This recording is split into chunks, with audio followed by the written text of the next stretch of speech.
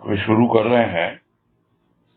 अगला अब ये लेख है या प्रवचन है, किंतु आज के संदर्भ में बहुत महत्वपूर्ण लगा, थोड़ा सा पढ़ा तो अभी शुरू करते हैं ये लेख या प्रवचन, जो भी इसका रूप है, और इसका शीर्षक है तृप्त की पहचान। तो तृप्त की क्या पहचान होती है, इसके बारे में है। और तृप्ति की बात भी हम लोग करते रहे हैं कि जब तक हमारे मन में इच्छाएं, कामनाएं होती रहेंगी, उठती रहेंगी, तब तक हम संतुष्ट नहीं हो पाएंगे। और जब तक संतोष नहीं आता जीवन में, तब तक तृप्ति भी नहीं आती है। और जो तृप्त होता है वही पता लगता है उसको कि हाँ भाई, मैं बिल्कुल आराम से हूँ, बिल्कुल संतुष्ट हूँ, बिल्कुल तसल्ली से रिलैक्स होकर के विश्राम में वो रहता है। तो जो तृप्ति है वो बहुत तरह के भावों को लाती है, विश्राम भी देती है, शांति भी देती है, सब तरह की बातें हैं। तो अब देखें यहाँ पे राजमा क्या कह रहे हैं। शुरू करते हैं कि जो इस धरती पर तेरस को आया, वो तरह तरह के रूप धरकर अनेक स्थानों पर नए नए रूपों में प्रतिष्ठित होकर प्राणी मात्र को भाव दे रहा है। बड़ा अच्छा लगा सुनकर कि आज तेरस को जन्म लेकर अनेकों रूपों में अनेक स्थानों पर प्रतिष्ठित होकर बैठे हैं।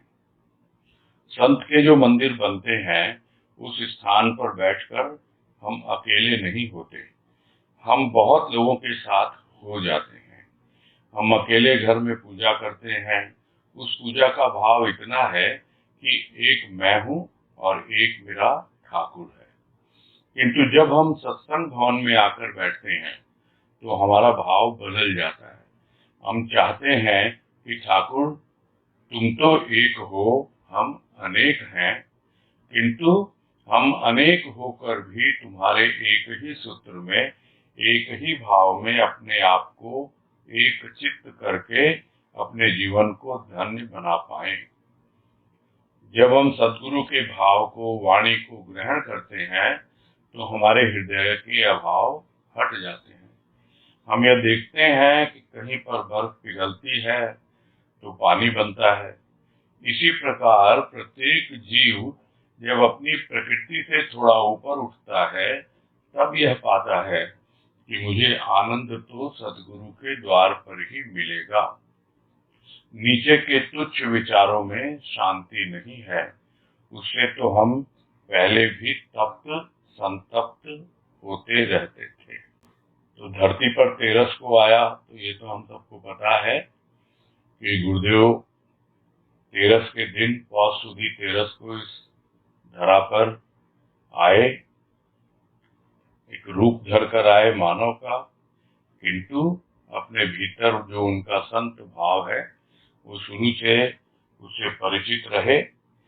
और जब उन्होंने अपनी यही लीला का संवरण कर लिया, या उनके जीवन काल में भी अलग अलग स्थानों पर अलग अलग रूपों में उनकी प्रतिष्ठा की गई।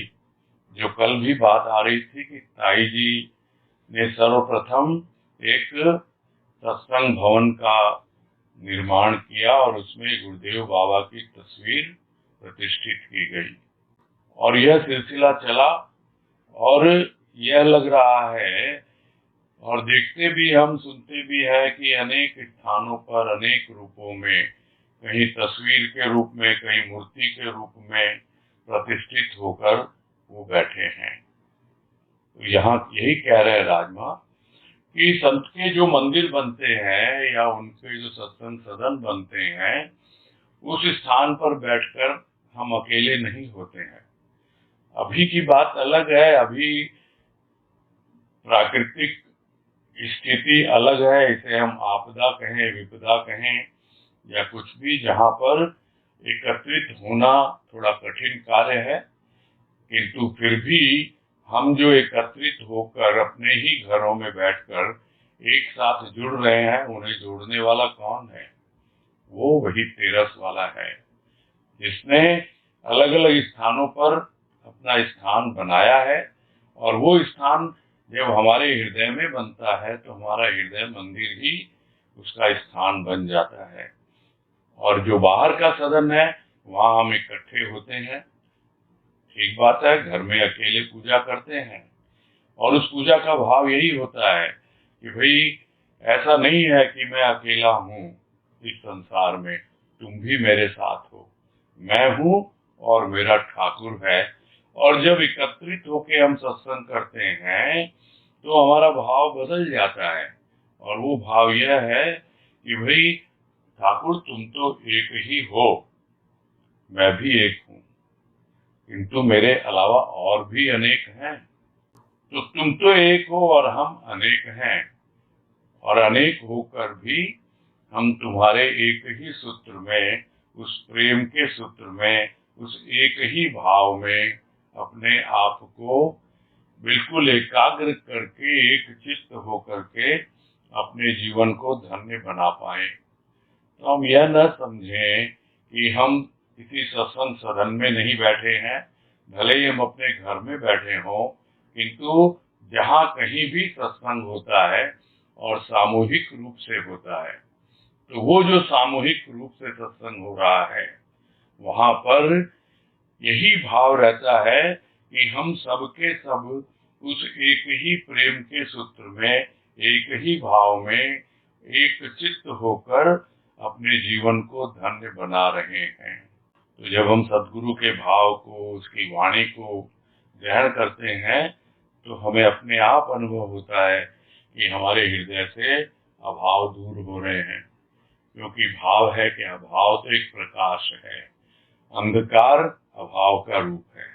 तो जैसे ही प्रकाश आता है अंधकार दूर हो जाता है, वैसे ही हृदय के अभाव हट जाते हैं जब भाव का प्रकाश आता है।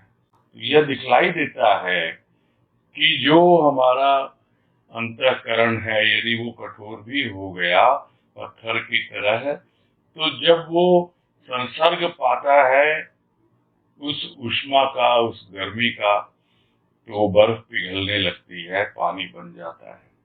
और जब पानी बनता है और उस उष्मा का थोड़ा और संसर्ग पाता है तब वो जल भी इस जमीन से ऊपर उड़ जाता है।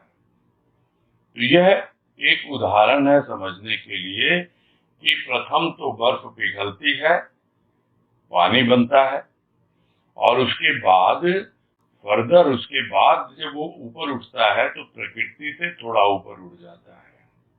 यानी अपनी उसकी एक प्रकृति है, अपना उसका एक नेचर है कि भले ही वो बर्फ है, भले ही वो जल है, किंतु उसका संपर्क पृथ्वी से बना हुआ है। यानी स्थूल भाव में वो जीता है। स्थूल में जो कुछ भी उसके इर्द गिर्द घटित होता है, उसके घर में, परिवार में, अड़ोस पड़ोस में, उस स्थान पर, उस शहर में, देश में जो हम देख रहे हैं अभी, उससे बहुत प्रभावित होता है।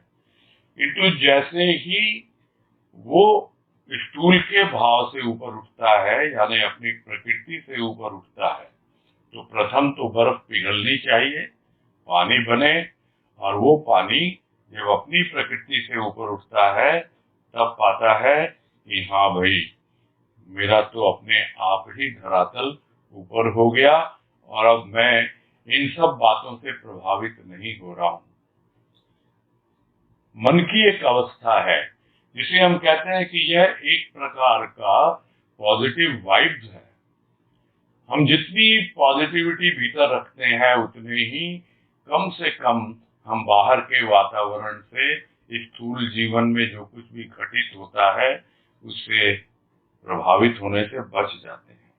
और यह आनंद कहाँ मिलता है? सदगुरु के द्वार पर ही मिलता है। क्योंकि नीचे के तुच्छ विचारों में शांति नहीं है, वहां तो हमेशा चिंता है, परेशानी है, भय है, तरह तरह की बातें हैं।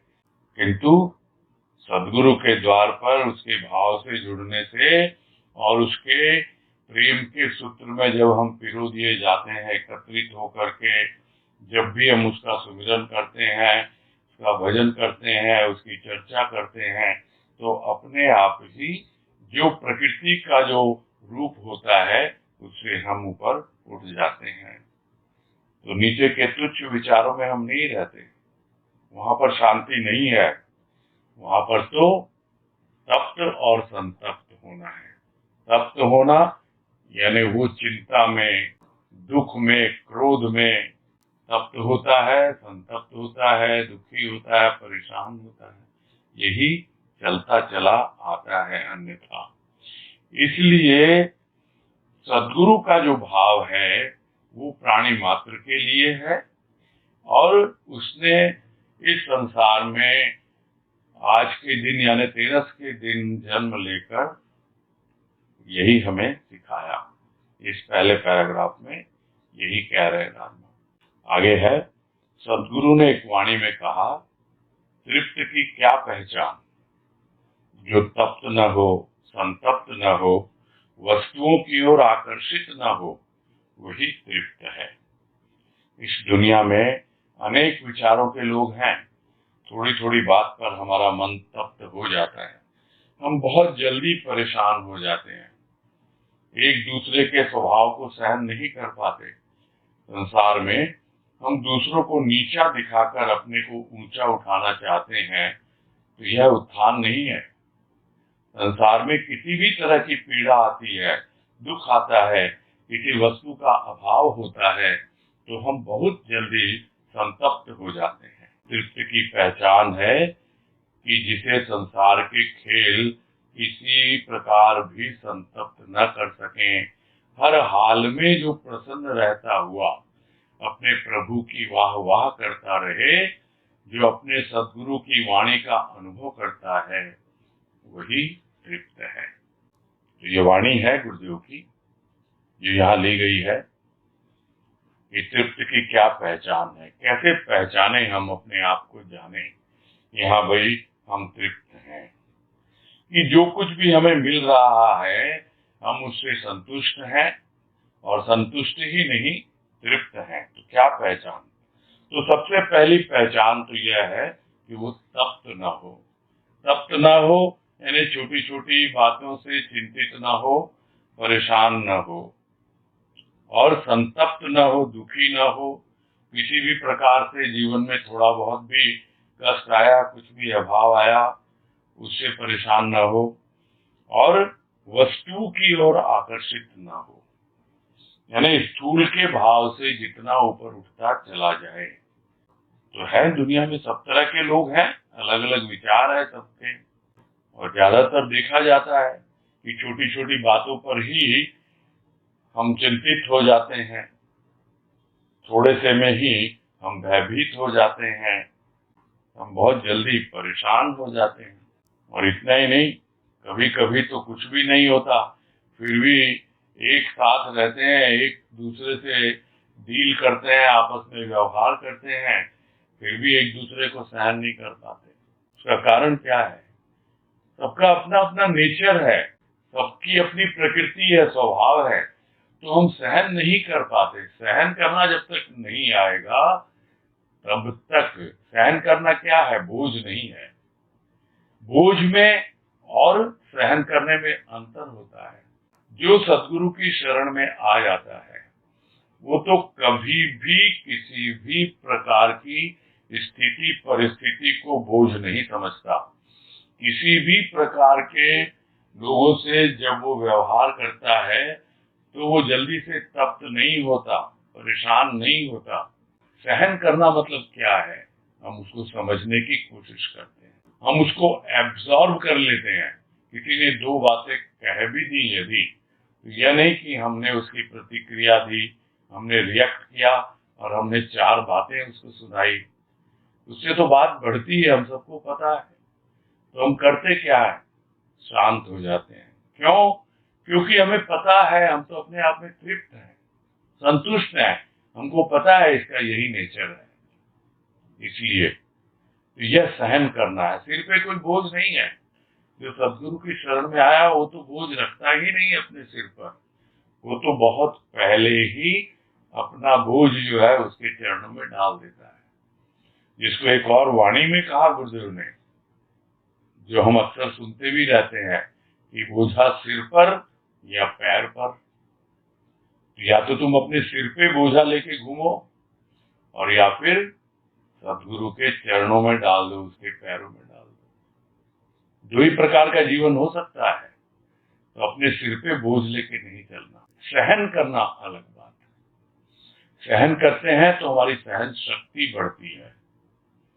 सहन शक्ति बढ़ती है तो हम अपने विचारों को समझने की कोशिश करते हैं, सामने वाले के विचारों को समझने की कोशिश करते हैं।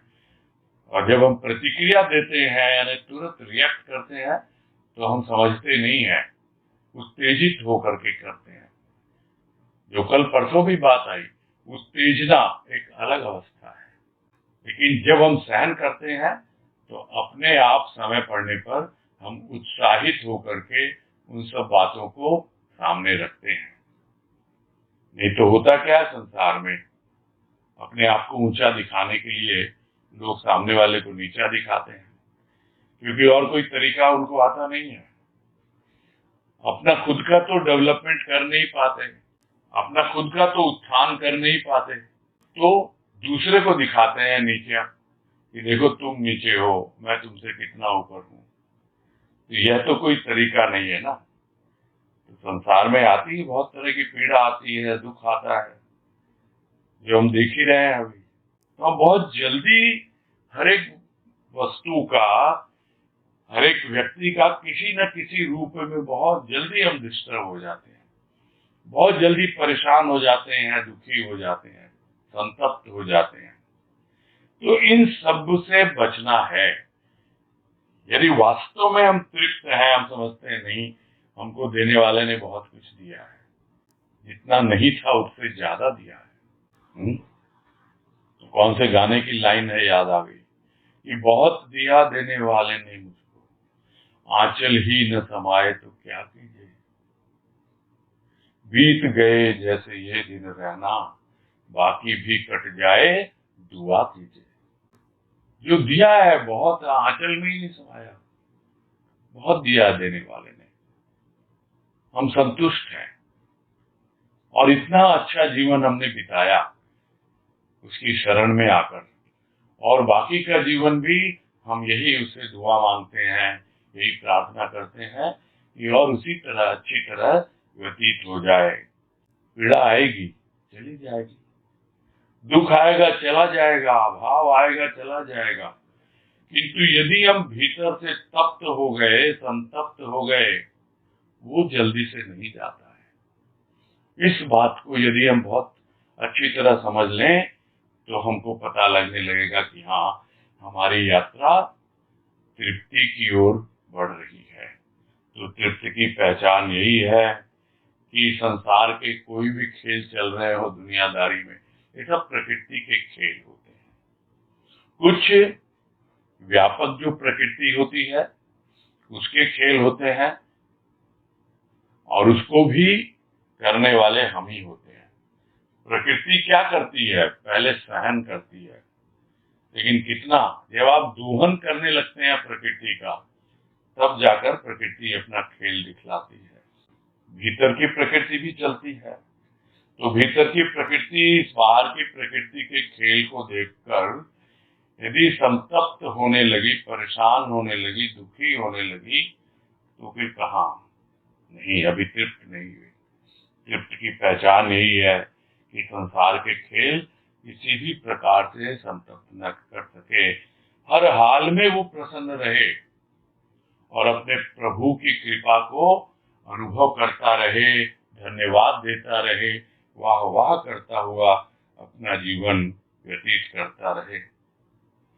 और अपने सदगुरु की वाणी वही उसका आधार, उसके भीतर जो भाव, उसी में वो विचरण करे और उसी का वो अनुभव करता रहे।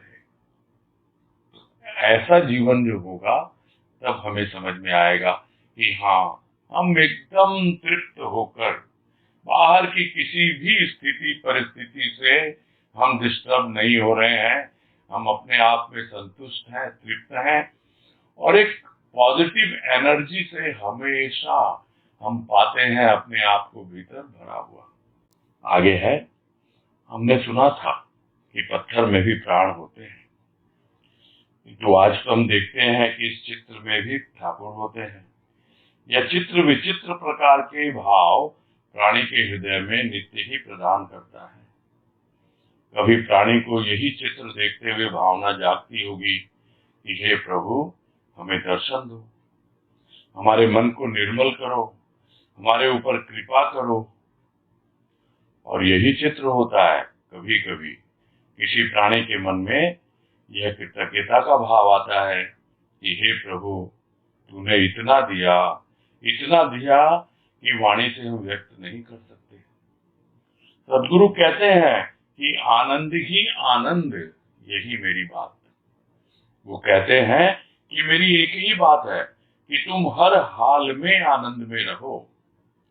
आज हम बहुत लोग एकत्रित होकर उत्सव का आनंद ले रहे हैं, किंतु यदि हम रोज रोज की प्रभु की आराधना करते हुए अपने इस शरीर में भगवान की पूजा का भाव जगाकर रखें, उत्साह जगाकर रखें, तो हर दिन हमारे लिए उत्सव हो जाएगा।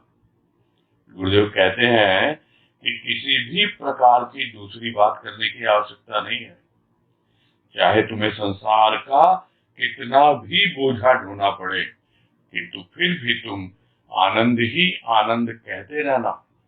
हमें तो केवल किसी कार्य के निमित्त मात्र बनना होता है। इस सदन के निर्माण में, मूर्ति की प्रतिष्ठा में न जाने कितने हाथ निमित्त बने होंगे, वो तो केवल निमित्त थे। संसार में इच्छा तो केवल भगवान की पूरी होती है। भगवान कहते हैं कि संसार में आश्चर्य क्या है, जीव सोचता है कि मैं कर लूंगा। भगवान हंसता है कि जीव की क्या सामर्थ्य है कि वो कुछ कर पाए। और ये जो चल रहा है, समय विशेष पर किया गया प्रवचन लिखा हुआ है नीचे, वीरगंज के रजत उत्सव पर, और ये पब्लिश हुआ है काठमांडू से जो पुस्तक निकलती है भावधारा, उसमें। तो उस अवसर के बारे में है कि वो जो उत्सव हो रहा है, तो वहां देखते हैं एकदम स्पष्ट अनुभव होता है भक्त को। ये सिर्फ चित्र नहीं है, सिर्फ एक पत्थर की मूर्ति नहीं है, पत्थर में भी प्राण होते हैं। ये अनुभव में आता है भक्त को जब वो एकदम जीवंत हो उठता है। चित्र देखकर विचित्र प्रकार के भाव प्राणी के हृदय में आते हैं, और कोई उत्सव के दिन ही नहीं आते हैं, और दिन भी आते हैं। तो नित्य ही तरह तरह के भाव प्राणी को मिलते रहते हैं चित्र देखने से। और जब उसे अनुभव होता है कि यह जीवंत है, यह कोई तस्वीर नहीं, यह कोई पत्थर की मूर्ति नहीं, तो कभी कभी तो कुछ ऐसी भावना जागती है प्राणी को चित्र देखते हुए, प्रभु हमें दर्शन दो, हमारे मन को निर्मल करो, हमारे ऊपर कृपा करो। तो इस तरह की भावना तो जागती ही जागती है। कौन नहीं चाहता प्रभु का दर्शन करना? कौन नहीं चाहता कि उसका मन निर्मल हो? कौन नहीं चाहता कि प्रभु उस पर कृपा न करें? तो यह बात तो सबके भीतर से उमड़ती है। और कभी कभी मन में यह कृतज्ञता का भाव आता है कि तूने इतना दिया। जो बात अभी है कि आंचल ही न समाये तो क्या कीजिए, झोली छोटी पड़ जाती है, तो क्या करना फिर? अरे प्रेम करते हैं हम उससे, कब तक झोली फैला के रखेंगे? 2 हाथों में झोली है, झोली छोड़ें, झोली गिराएं और हाथों को फ्री करें अपना।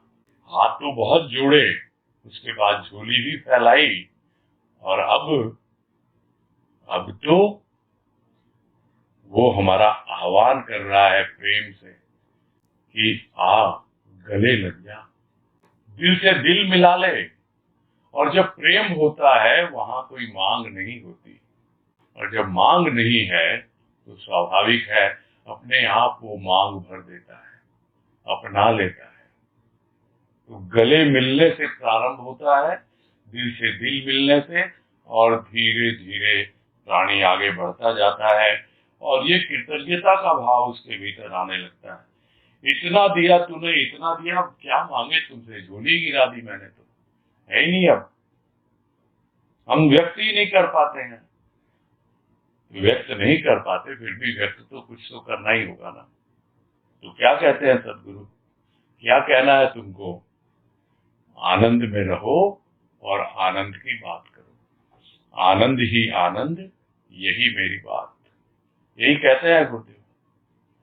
तुम खुद आनंद में रहो और दूसरों को आनंद में रहने के लिए प्रेरित करो, अपनी वाणी के द्वारा, अपने भावों के द्वारा, अपने आचरण के द्वारा। यही बात है कि मेरी एक ही बात है, तुम हर हाल में आनंद में रहो, भले ही काल का कितना भी प्रभाव हो, किंतु जिसके साथ वो महाकाल है, वो शिव रूप सदगुरु है, काल उसका कुछ भी नहीं बिगाड़ सकता। इस दृढ़ता के साथ, इस भाव के साथ जब हर हाल में खुश रहना सीखता है प्राणी, आनंदित रहना सीखता है प्राणी, तब वास्तव में वो समझ पाता है कि उत्सव तो एक दिन आता है, उस उत्सव का आनंद लेता है, किंतु रोज रोज हर दिन पूरा जीवन ही उत्सव बन जाता है।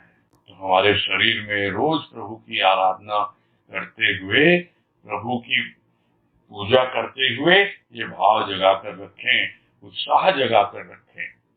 यह नहीं कि हम बिल्कुल ढीले पड़ जाएं, सुस्त हो जाएं। आगे बढ़ना है, चिंतित नहीं होना है, भयभीत नहीं होना, तब हर दिन हमारे लिए उत्सव बन जाता है। तो गुरुदेव कहते हैं कि किसी भी प्रकार की दूसरी बात करने की जरूरत ही नहीं है। भाई यहाँ ये चल रहा है, वहां वो चल रहा है, इसके साथ वो हो गया, उसके, अरे उससे क्या लाभ तुमको मिलने वाला है? कोई और बात करनी ही नहीं है, दूसरी कोई बात करने की आवश्यकता ही नहीं है। चाहे तुम्हें संसार में कितना भी कुछ दिखलाई पड़े, चाहे हो सकता है तुम्हारे ऊपर कितनी भी बर्डन आ जाए, कितना ही बोझ आ जाए, तरह तरह की परेशानी आ जाए, किंतु फिर भी तुम सिर्फ और सिर्फ आनंद में रहना और आनंद की ही बातें करना। यदि थोड़ा सा भी आनंद तुम्हें मिला है आनंद घन की शरण में, तो निरर्थक बातें, नेगेटिव थॉट्स, नकारात्मक भाव विचार बिल्कुल भी मन में नहीं लाना। भाई हम क्या हैं? अगर हमसे कुछ हो भी जाता है अच्छा बुरा, तो हम तो एक निमित्त मात्र हैं, यही मान के चलना है। और यहाँ उदाहरण है कि सदन का निर्माण है, मूर्ति की प्रतिष्ठा है, और बहुत से हाथ निमित्त बने होंगे, सबने अपने अपने ढंग से कुछ न कुछ उसकी सेवा की होगी, कुछ अर्पण किया होगा, किंतु वास्तव में इच्छा किसकी पूरी होती है? इच्छा तो भगवान की ही होती है। हम निमित्त बनते हैं, किंतु यदि हम इच्छा करेंगे कि प्रभु देखो हमने तुम्हारे सदन के निर्माण में इतना कुछ किया, हमारी ये इच्छा तो पूरी कर दो ना, नहीं, इच्छा तो उसी की पूरी होती है। और यदि कोई निमित्त है और यह सोचता है कि मैंने कहा और वो हो जाएगा, जो कल भी बात आई थी, ताई जी की बात अलग, वो तो सहज रूप से उनके साथ घटित होती थी चीजें, और उस वक्त क्या कहें उसको, उस समय की मांग थी, यानी that was demand at that time, इसलिए उनको भी निमित्त बन के करना पड़ा। किंतु अब वो बात नहीं है, अब झोली की बात ही नहीं है, अब तो डोली की बात है। अब तो कहार आए हैं डोली उठाने के लिए, अपने प्रभु से मिलाने के लिए। वर्ण कर लो उसका, इच्छा तो केवल उसी की पूरी होती है। वो आया हमारे हृदय के दरवाजे पर, दस्तक दे रहा है, और हम निमित्त बनकर जो कुछ करना है करते चले जाएं। तो आश्चर्य क्या है इसमें कि इच्छा तो भगवान की पूरी होती, सभी जानते हैं। फिर भी सोचता है जीव कि मैं कर रहा हूं, मैं कर लूंगा। और भगवान क्या है, वो तो मुस्कुराता है, हंसता है कि अरे भाई, इसकी क्या सामर्थ्य है कुछ कर पाए, वो तो मैं इसे करवाता हूं तब कुछ कर रहा है, और अब ये अपने अहंकार में फूल रहा है। तो एक वो सांसारिक प्राणी है जो दूसरों को नीचा दिखाकर अपने आप को ऊंचा दिखाते हैं, और एक दूसरे प्रकार के प्राणी है जो ये कहते हैं कि भाई मैं कर रहा हूं और इसलिए तुम्हारा काम हो रहा है, और वो अपना अहंकार दिखाते हैं। बात पूरी हो गई तो अरे करने वाले ने किया, बात बोलने की जरूरत ही क्या है? तुम्हारा काम क्या है? जो काम तुमको दे रखा है बस वही तुम्हारा काम, और वो आनंद में रहना। आनंद आनंद आनंद, यही आशीर्वाद गुरुदेव का हमेशा रहता है। आगे है, हम अपनी प्रसन्नता को हंसकर व्यक्त करते हैं, किंतु भगवान की बात हंसकर व्यक्त नहीं की जा सकती। सदगुरु की भावना में, आनंद में कभी तो हम आंसू बहाते हैं, कभी हम उसे पुकारते हैं, और कभी जब मिलन की अनुभूति पाते हैं उसमें भी आनंद है। सदगुरु ने कहा कि केवल बात करते नहीं रह जाना, निज रूप में समा, यही मेरी बात। मेरे द्वार पर तुम इसलिए नहीं आए कि केवल मेरे रूप को देखता रहे और मेरे रूप की पूजा करता रहे। मैं तो इस लोक में इसलिए आया हूं कि तू अपने निज रूप में समा। तेरी वृत्ति जो बहिर्मुखी होकर जगह जगह भटक रही है, उसे मैं अंतर्मुखी करने आया हूं। इसीलिए मेरी प्रतिष्ठा हुई है। तेरी वृत्ति अपने रूप में जाकर समा जाए, उसी दिन मैं समझूंगा कि तूने मेरी बात मानी है। तो जब हम अपनी बात व्यक्त करते हैं और हम आनंदित होते हैं तो बड़े खुशी खुशी हंसकर, प्रसन्न होकर, मुस्कुराकर अपनी बातों को व्यक्त करते हैं। ये तो हुई अपनी बात जो हमारे भीतर चल रहा है, किंतु जब हमारे भीतर कुछ प्रभु का भाव चल रहा है, उसकी वाणी, उसकी बात चल रही है, तो वो हंसकर नहीं व्यक्त की जाती है। कोशिश करके भी देख ले, नहीं होती है, वो हंसकर व्यक्त नहीं की जा सकती।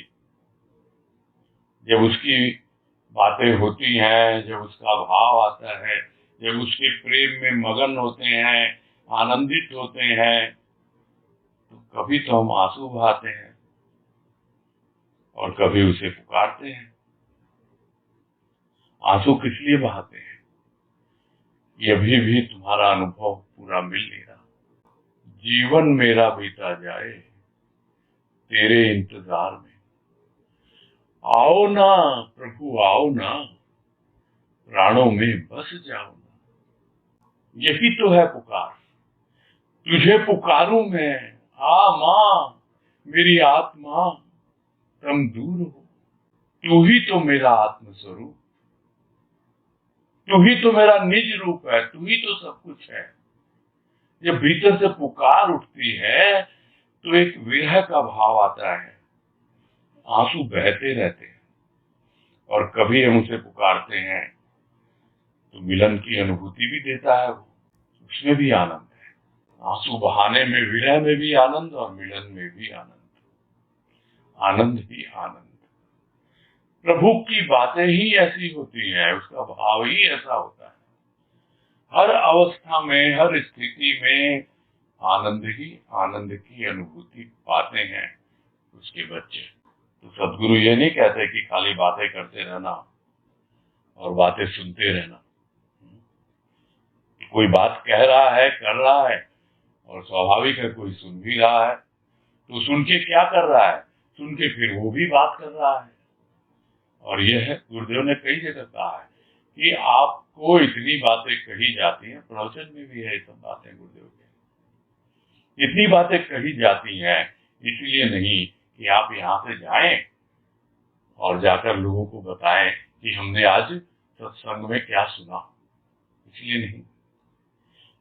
ये इसलिए बताई जाती हैं कि आप इसे अपने जीवन में धारण करें।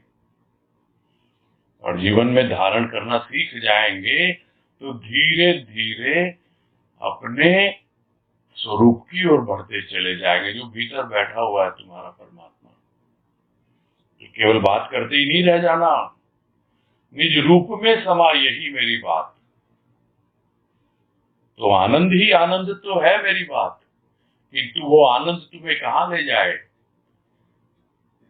कभी विरह में आंसू बहाए, कभी मिलन में मुस्कुराए, आनंदित हुए, किंतु यात्रा कहाँ की है? निज रूप की यात्रा, उसकी ओर बढ़ना है। इसलिए नहीं आए तुम मेरे द्वार पर कि केवल मेरे रूप को देखते रहो और मेरी रूप की पूजा करो।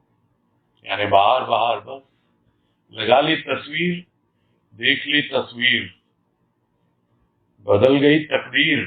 तकदीर तो बदल गई, इसमें कोई संदेह नहीं है, लेकिन अब तदबीर बता रहे हैं, वो तरीका बता रहे हैं कि केवल रूप को ही नहीं निहारते रहना, भीतर यात्रा करो, अपनी वृत्तियों को अंतर्मुखी करो। मैं तो इस लोक में इसलिए आया हूं कि तू अपने निज रूप को समझे, पहचाने और उसमें समा जाए। जो तुम्हारी वृत्तियां बाहर बाहर घूमती रहती हैं, बहिर्मुखी हैं, उन वृत्तियों को एकत्रित करो। बिखरे बिखरे जो भी तुम्हारे विचार हैं, वृत्तियां हैं, उन सबको एकत्रित करके उसके चरणों में डालो और अंतर की यात्रा प्रारंभ करो। जो बहिर्मुखी है उसे अंतर्मुखी करने के लिए आया हूं मैं। स्पष्ट कहते हैं गुरुदेव कि सिर्फ बाहर बाहर मेरे रूप को निहारने से, आनंदित होने से, या अपने आप को यह समझे कि हाँ भाई मैं जो कुछ भी बोल रहा हूँ कर रहा हूँ वो तो हो रहा है। अरे तुम तो एक निमित्त मात्र हो, कुछ भी नहीं है तुम्हारी सामर्थ्य। तुमको तो बस अपने निज रूप में समाना है। इस लक्ष्य को लेकर तुम आगे बढ़ो, अंतर्मुखी बनो। और इसीलिए जगह जगह प्रतिष्ठा हुई है सदनों के रूप में, और प्रतिष्ठा हुई है तुम्हारे अंतःकरण में, तुम्हारे इस बदन में जो सदन बन चुका है, और तुम्हारे घर में जहां तुम रहते हो, जहां ये शरीर उसका जो घर, उसमें भी तुमने प्रतिष्ठा की है। किस लिए की है? जो तुम्हारी वृत्तियां बहिर्मुखी भटक रही हैं उनको अंतर्मुखी करने के लिए आया हूं मैं। तो तेरी वृत्ति अपने रूप में जाकर समा जाए, उसी दिन मैं समझूंगा कि तूने मेरी बात मानी है। कहता तो है गुरुदेव, आप आज्ञा दो ना, क्या करना है। मैं दास हूं, मैं सेवक हूं आपका, मैं तो जर खरीद गुलाम हूं। बोलो आका, बोलो मालिक, क्या करना है। वो तो यही कह रहा है कि अपनी जितनी वृत्तियां हैं अंतर्मुखी कर लो और अपना जो स्वरूप है उसमें समा लो। तब मैं जानूंगा कि तुमने मेरी आज्ञा का पालन किया, मेरी बात मानी। आगे है, हृदय कमल खिला यही मेरी बात। हृदय तेरा एक कली के समान है जिसके भीतर शांति सत्य छिपा हुआ है, जिसके भीतर सौरभ एवं संसार की शक्ति छिपी हुई है। उस हृदय को एक बार तो खिला, मेरी यही बात है। हम अपने बालक की बातें करके बड़े प्रसन्न होते हैं, सदगुरु की बात करके हमारा हृदय क्यों नहीं प्रसन्न होगा, जो कि हमारा पिता है, बंधु है, सखा है, माता है। जिसका हृदय उदार और विशाल हो जाता है उसके लिए वो बाल रूप में भी आता है।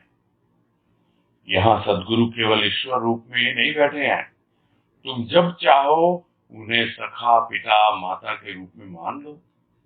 यहाँ ठाकुर बैठा हुआ है, तुम प्रसाद खिलाते हो, बड़े प्रेम से वो प्रसाद खा लेता है।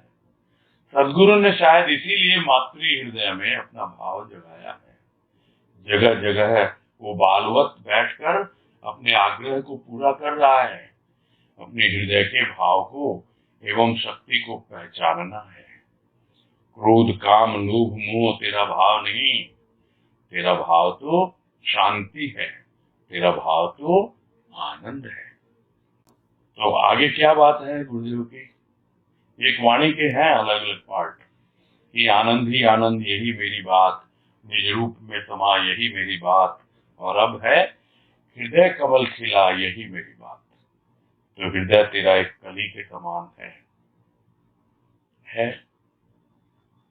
छिपा हुआ उसके भीतर। जैसे कली में सौरभ छिपी होती है, कली के भीतर खिलने की संभावना छिपी होती है, कली के भीतर समस्त ऐसी शक्तियां छिपी होती हैं।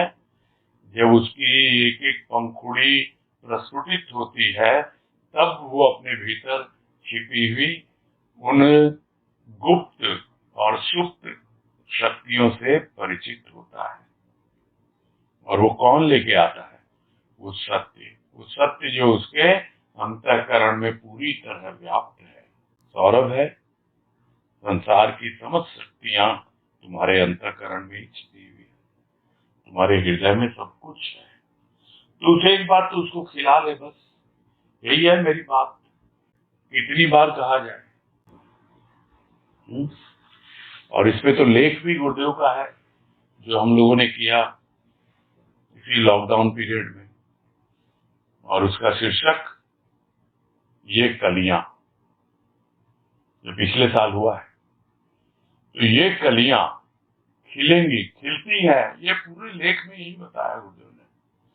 और इतने ज्यादा एक ओर तो आशा जगा रहे हैं और दूसरी ओर दिलासा दे रहे हैं और साथ साथ उत्साहित कर रहे हैं, प्रेरित कर रहे हैं। पूरे लेख में वही सब बातें थी। और यहाँ भी यही है कि मेरी बात कुछ और नहीं है। मैंने तुम्हें कितना प्रेरित किया है, कितना उत्साहित किया है, तेरा काम क्या है? अपने हृदय की कली को तू खिला ले। हृदय का कमल तेरा है, वो खिलेगा। जब खिलेगा, कैसे खिलेगा? जब मन भौरा गुनगुनाएगा। वो फूल कहीं जाएगा नहीं। ये कोई ऐसा फूल नहीं है कि कोई और ले जाए।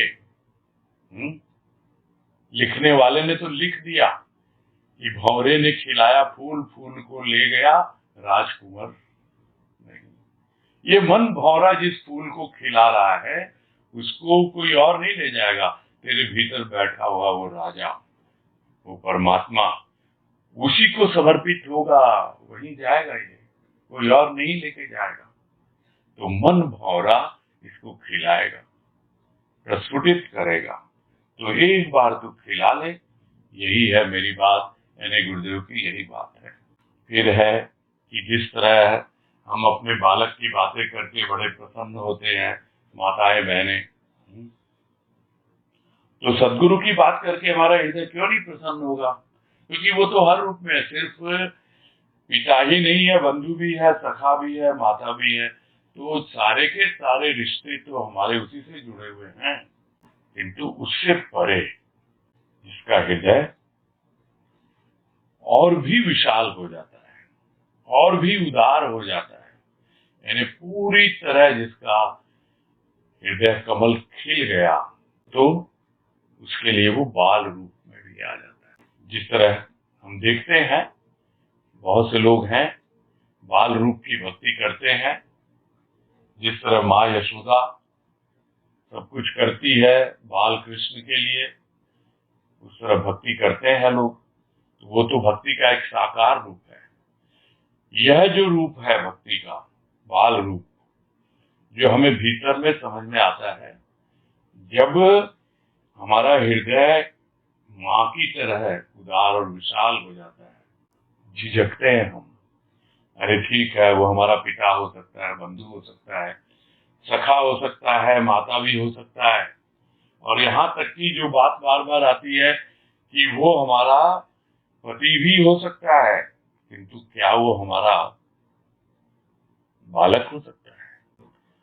इसके लिए बहुत बहुत विशाल हृदय चाहिए और हृदय में इतनी उदारता चाहिए। तो इस रूप में है, जिस रूप में भी मानो भाई सदगुरु को तुम सखा, पिता, माता। तो हम जब जैसे बच्चे को प्रसाद खिलाते हैं, भोजन कराते हैं, तो ले रहा है, बड़े प्रेम से ले रहा है, बड़े प्रेम से प्रसाद खा रहा है सदगुरु। तो सदगुरु ने शायद इसीलिए मातृ हृदय में अपना भाव जगाया है। ये जो भी माताएं हैं, बहनें हैं, वो यदि उनको बाल रूप में अनुभव कर ले, बस फिर क्या चाहिए, हमेशा उसके प्रेम में मगन रहे। और जैसे स्वतः स्फूर्त अपने बच्चे का ध्यान रहता है, तो ये सिर्फ स्थूल का ध्यान नहीं रखना, वो तो स्थूल का बालक है, किंतु यह सिर्फ बालक ही नहीं है, यह हमारा पालक भी है। यह सिर्फ हमारा पति ही नहीं है, यह हमारा पिता भी है, सब कुछ है ये। तो इतने संबंध हम जोड़ रहे हैं, किंतु सूत्र क्या है उन संबंधों का? वो सूत्र तो एकमात्र प्रेम है। बालक से प्रेम, पति से प्रेम, पिता से प्रेम, प्रेम ही प्रेम। और जिस दिन हम उस प्रेम को समझ लेते हैं, तो संबंधों का सार समझ लेते हैं कि सारे संबंधों में यह प्रेम ही छिपा हुआ है। तो हृदय में वो प्रेम का भाव जगाया है सदगुरु ने हमारे भीतर। और बालवत बैठकर प्रसाद ग्रहण कर रहा है, अपना आग्रह पूरा कर रहा है। हमें तो अपने हृदय में जो भाव है, वो प्रेम है, और जो शक्ति उसकी कृपा से हमें मिल रही है कि जो हमें आंतरिक रूप से इतनी पॉजिटिविटी से भर रही है, इस निगेटिव एटमॉस्फेयर में भी हमको तो उसे पहचानना है। अन्यथा ये जितने विकार हैं, काम, क्रोध, लोभ, मोह इत्यादि, नहीं, इनसे हमें कोई लेना देना नहीं। सदगुरु कहते हैं तेरा भाव नहीं है, ये तेरे विचार नहीं है, मैं आ गया हूं अब तुम्हारे जीवन में, तुम्हारे अंतःकरण में छा गया हूं और तेरा हृदय कमल प्रस्फुटित हो चुका है। तो तेरा भाव अब क्या है? शांति है। शांति से रह, आनंद में रह। यह आशीर्वाद मिलता है, और आशीर्वाद ही नहीं, उनकी ओर से इतना अंदर में संबल मिलता है कि हम जो भीतर से कमजोर हो जाते हैं, घबराने लगते हैं, परेशान होने लगते हैं, एकदम शांत, प्रसन्न चित्त, आनंदित। आगे कह रहे हैं, सदगुरु कहते हैं कि जग को देखकर नचा, यही मेरी बात। आज हम सदगुरु की बातें करें, क्योंकि यहाँ पर वो अर्चावतार लेकर बैठे हैं। सदगुरु कह रहे हैं कि मेरी एक बात और मान लो कि जग को देखकर नचाना, जिस योग पात्र हो उसे वैसी ही परमात्मा की सेवा देकर उसे किसी भी प्रकार परमात्मा की सेवा में लगा देना। कोई भी प्राणी परमात्मा की सेवा से वंचित ना रह जाए। हम संसार के छोटे छोटे कार्यों को करते हुए भी भगवान के निमित्त कृपा के पात्र हो जाते हैं।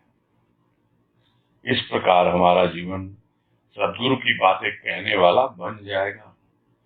बात तो शब्दों से कही जाती है, किंतु शब्दों से कौन प्रभावित होगा जब तक हमारे आचरण में सदगुरु का भाव न उतर जाए। इसलिए भाव को हमें अपना स्वभाव बनाना है। और इस पैराग्राफ में तो पूरा एक भक्त का जीवन है कि कैसा जीवन होना चाहिए, और जो भक्त वो जीवन जीता है वो इतना संतुष्ट होगा, इतना तृप्त होगा, इतना आनंदित होगा कि वो कहने की बात नहीं होती है, बोलने की बात नहीं होती, भीतर ही भीतर गदगद हो जाता है प्राणी। तो सदगुरु आगे क्या कह रहे हैं कि क्या है मेरी बात, कि जग को देखकर नचा, यही मेरी बात। तो अक्सर तो लोग यही समझेंगे कि जग को तो अपनी उंगलियों पर नचा, अपने इशारे पर नचा, किंतु यहाँ वो बात नहीं है। वो कह रहे हैं कि तुम जिस किसी को भी देखो उसे यही बताओ कि देखो भाई, मैंने अपने आप को सदगुरु के हाथों की कठपुतली बना दिया। मैं तो उसके इशारे पर ही चलता हूँ। वो जैसा नाच नचाता है वैसा ही मैं नाचता हूँ, और मैं इतना आनंदित और तृप्त और शांत होकर जीवन व्यतीत कर रहा हूँ। तुम क्यों परेशान हो रहे हो? बोलो, तुम्हारी क्या परेशानी है? तो जिसकी जो योग्यता है, जो कुछ भी है उसके भीतर, कि उसके भीतर यह संभावना छिपी हुई है, तो उसे वैसी ही सेवा दे दो परमात्मा की। भाई सदन है, स्थान है, तरह तरह की सेवा स्थूल में भी लेते हैं लोग, और सूक्ष्म में क्या सेवा होती है? वो भी सेवा है। परमात्मा हर तरह से सेवा लेने को प्रस्तुत है। जिसकी जो योग्यता है उसको पहचानो। तो जग में कोई भी प्राणी अयोग्य नहीं है। सबके भीतर कोई न कोई क्वालिटी छिपी हुई रहती है। तो भक्त को करना क्या है कि भाई दुनिया को यही बताना है, देखो कि परमात्मा की सेवा मैंने की, तुम में ये क्वालिटी है, तुम इस तरह से उसकी सेवा में लग सकते हो। तो किसी भी प्रकार परमात्मा की सेवा में उसको लगा देना। कोई भी प्राणी उसकी सेवा से वंचित न रह जाए। तो यहाँ नचाने का मतलब क्या? उसकी सेवा में लगा देना, कि मैं उसकी सेवा में लगा हूं, मैं उसके इशारे पे नाच रहा हूं, तुम भी लग जाओ उसी तरह। और हम तो छोटे छोटे कार्य कर लेते हैं और समझ में आता है कि भाई हम क्या है, कुछ नहीं है, हम तो निमित्त मात्र हैं, और अपने आप ही उसकी कृपा मिलती रहती है। कुछ करना ही नहीं पड़ता। किसी से भी दो बातें की और वो यदि उसके प्रति आकर्षित हो गया, उस प्रभु के प्रति, और अपनी योग्यता को समझने लग गया, उसके भीतर जो छिपा हुआ गुण उसको वो पहचानने लग गया, तो स्वाभाविक है कि हम तो अपना काम कर रहे हैं। तो हम हमारा जीवन बिता रहे हैं सदगुरु की बात कहने वाला। जो बातें सदगुरु की हैं वही हमारी बातें हैं। हम सेवा कर रहे हैं, सबको सेवा की प्रेरणा देते हैं। तो बात तो शब्दों से कही जाती है और कह भी रहे हैं, और कौन कहेगा? किंतु उन शब्दों से कोई प्रभावित होता है क्या? हम ऐसे ही पढ़ लें इस पुस्तक को, किसी भी पुस्तक को, क्या ये शब्द हमें प्रभावित करेंगे? जब तक हम उसके भावों से न जुड़े। शब्दों में छिपे हुए जो भाव हैं उससे यदि हम न जुड़े तो वो शब्द हमें प्रभावित नहीं करते।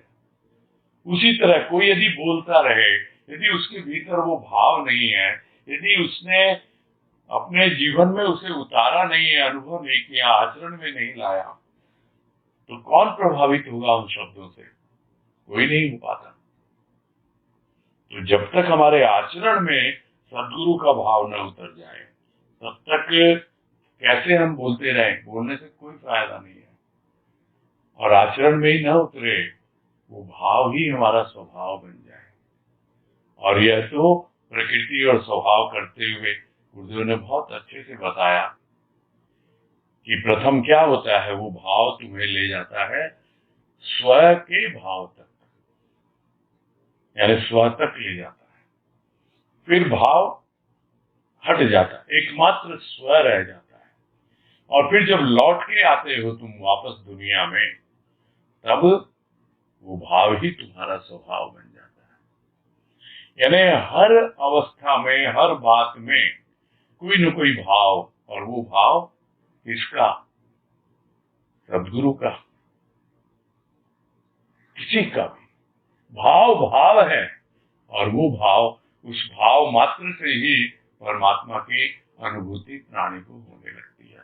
जो तीन अवस्थाएं बताई गई भाव योग में, प्रथम भाव में इष्ट होता है, उसके बाद क्या होता है, भाव में इष्ट का भाव होता है, और जो उसकी फाइनल कंडीशन है, अंतिम अवस्था, वो है केवल भाव होता है, और वो भाव ही तुम्हारा स्वभाव बन जाए।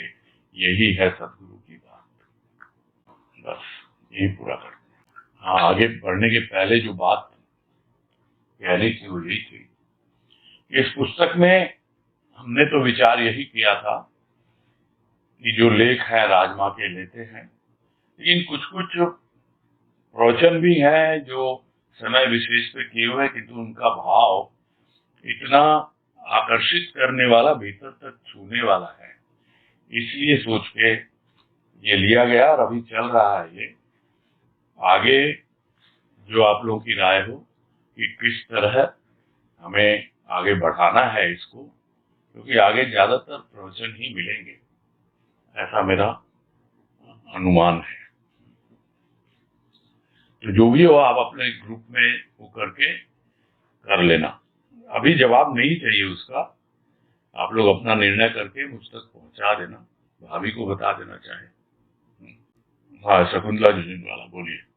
हरिओम भैया। हरिओम बोलिए। ये जो आपने एकदम लास्ट में बताया ना, स्वभाव भाव बन जाता है, 3 बात बताई आपने, ये थोड़ा सा मुझे समझाइए ना।